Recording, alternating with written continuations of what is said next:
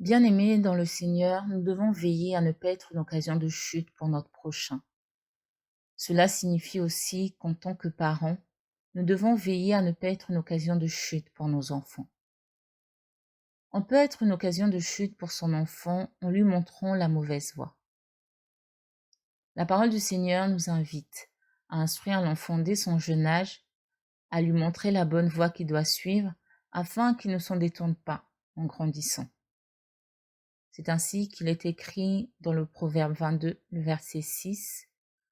Instruis l'enfant selon la voie qu'il doit suivre, et quand il sera vieux, il ne s'en détournera pas. Montrer la voie à son enfant, c'est l'instruire, c'est lui parler et lui apporter une éducation qu'il soit à même de comprendre pour la mettre en pratique. Lui montrer la voie, c'est aussi être un modèle pour lui. Ne soyons pas juste des parents qui enseignent et montrent la voie du Seigneur à leurs enfants tout en s'en détournant.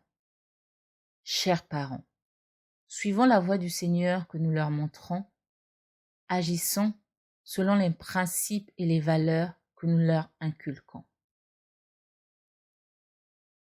Bien-aimé, durant cette semaine, prends le temps de méditer sur ton attitude envers tes enfants et dans ta maison.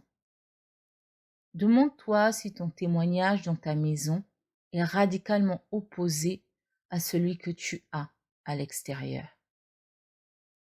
Demande-toi quelle est la voie que tu enseignes, que tu montres à ton enfant à travers ta vie, tes paroles, tes relations.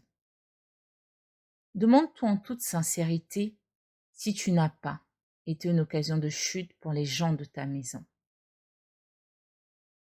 Passage à méditer, Ézéchiel, chapitre 18.